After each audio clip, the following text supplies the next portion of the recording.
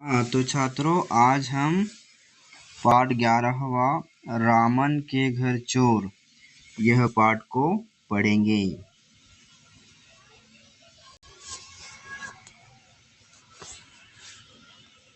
हम पहले पाठ चर्चा देखते हैं।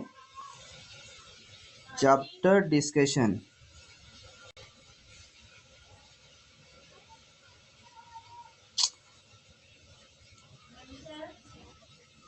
रामन के घर चोर इस चित्रकथा में विजयनगर आंध्र प्रदेश के प्रसिद्ध व्यंग्यकार तेनाली रामकृष्णन, जिन्हें सब तेनाली रामा या तेनाली रामन के नाम से जानते हैं, उनकी सूझबूझ और चतुराई का एक किस्सा दिया गया है। तेनालीराम विजयनगर के राजा कृष्णदेवराय के प्रिय मंत्री थे। वह बुद्धिमान तो थे ही, साथ ही एक श्रेष्ठ कवि भी थे और उनके वाक्पटुता के सामने तो कोई टिक नहीं पाता था। उनके जीवन में शत्रु भी बहुत रहे, जो उनके खिलाफ साजिश रचते रहे। उनकी चतुराई व सूझबूझ के किस्से आज भी बहुत प्रसिद्ध है। हाँ तो छात्रों, क्या आप तेनालीरामन के बारे में जानते हैं? हाँ तो तेनालीरामन विजयनगर के राजा कृष्णदेवराय के प्रिय मंत्री थे। वह बहुत बुद्धिमान थे। वह एक श्रेष्ठ कवि भी थे और उनके वाक्पटुता के सामने कोई टिक नहीं पाता था। तेनालीरामन के अतिरिक्त हमने अकबर, बीरबल, चतुर गोपाल, चाणक्य आदि के किस्से सुने हैं, जैसे सबसे बड़ी चीज हरे घोड़े की कहानी, जब बीरबल बच्चा बना आदि। अब नीचे देखिए, इस चित्र में हमें कुछ चित्र नजर आ रहे हैं। पहले चित्र में हमें बहुत दिन हुए हमने खरबूजा नहीं देखा, हमारे सामने खरबूजा लाया जाए। एक महाराज यानी जो बादशाह होता है वो बोल रहा है।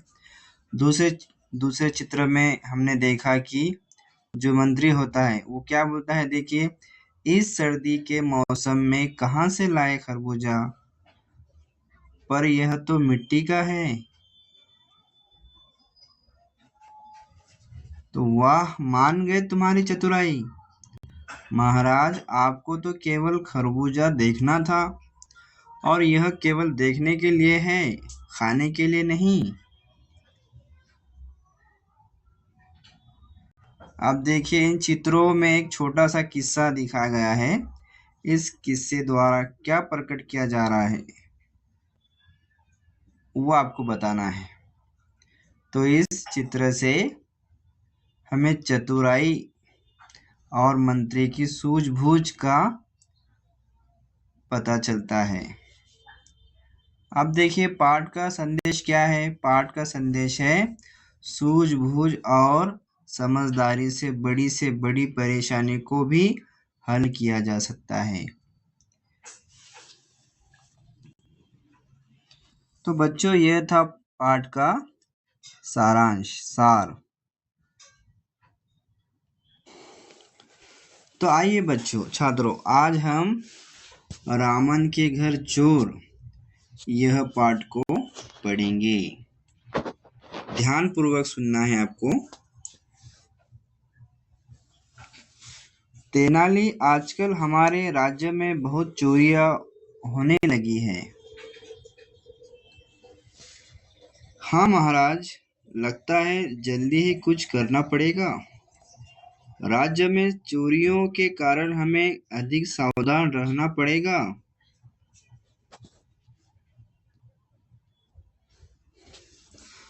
भला हमें चिंता करने की क्या आवश्यकता? क्यों? घबराओ मत। मैंने घर का सारा कीमती सामान बक्से में भरकर अपने बाग के कुएं में सुरक्षित रख दिया है। हाँ, अब हम जान गए कि चोरी कहाँ करनी है। तेनाली स्वयं को बहुत चतुर समझता है। अब जानेगा। हा हा हा हा। यह कुआं तो बहुत गहरा है। पहले इसे खाली करना पड़ेगा, तभी हम बक्सा आसानी से निकाल पाएंगे। धन्यवाद भाइयों, मेरे बाग की सिंचाई करने के लिए। हा हा हा हा हा। आपने यह सब कैसे किया?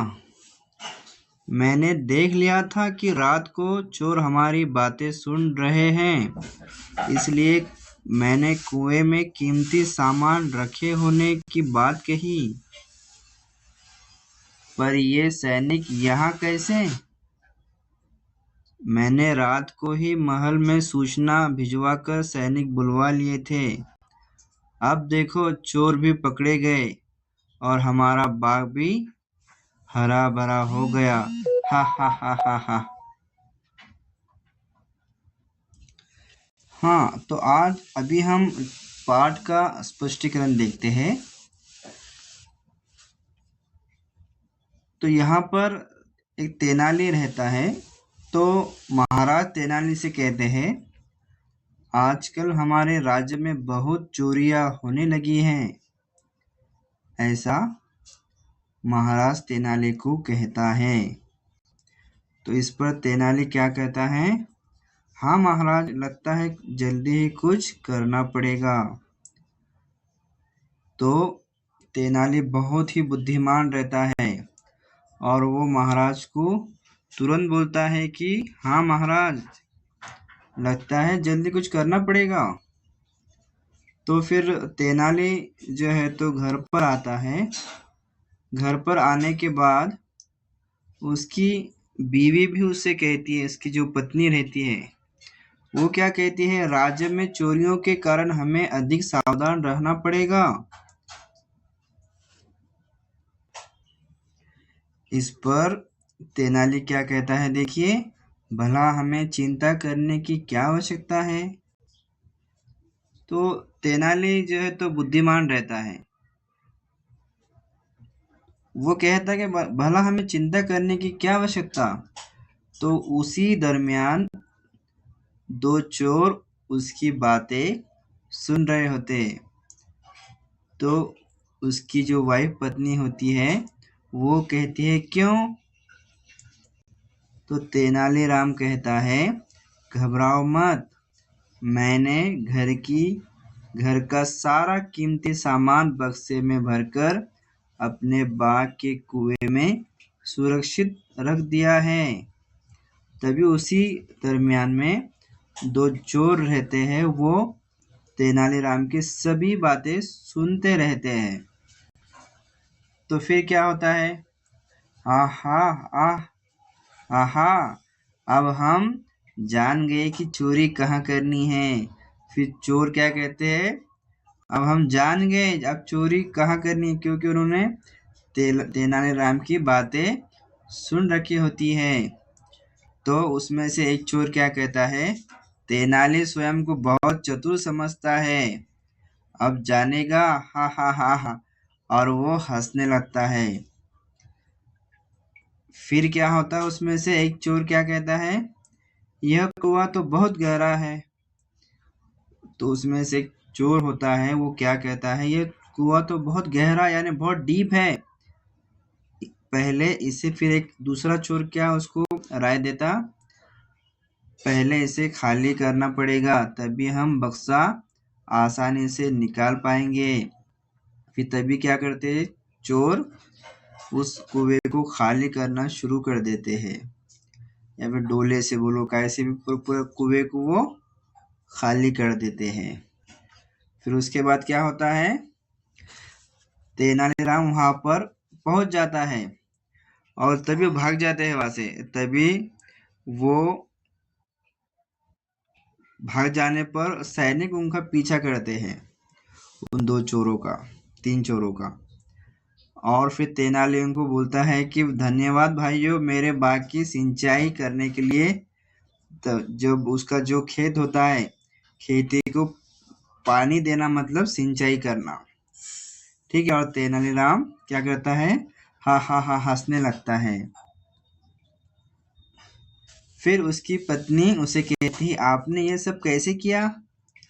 तो फिर उसका जो पति होता है तेनालीराम कहता है, मैंने देख देख लिया था कि रात को चोर हमारी बातें सुन रहे हैं, इसलिए मैंने कुएं में कीमती सामान रखे होने की बात कही। पर ये सैनिक कहाँ यहाँ कैसे? उसकी पत्नी और जो है तो हैरान परेशान हो जाती कि फिर ये सैनिक कैसे क्या आ गए यहाँ पर। तो फिर तेनालीराम कहता है कि मैंने रात को ही महल में सूचना भिजवाकर सैनिक बुलवा लिए थे। अब देखो चोर भी पकड़े गए और हमारा बाग भी हरा भरा हो गया। हा हा हा। और हंसने लगता है। तो छात्रों, हमें इस कहानी से क्या संदेश मिलता है? तो इस चित्रकथा से हमें संदेश मिलता है कि सूझबूझ और समझदारी से बड़ी बड़ी परेशानी को भी हल किया जा सकता है। हाँ, तो छात्रों, आपको समझ आ गया होगा इस पाठ में क्या बताया गया है।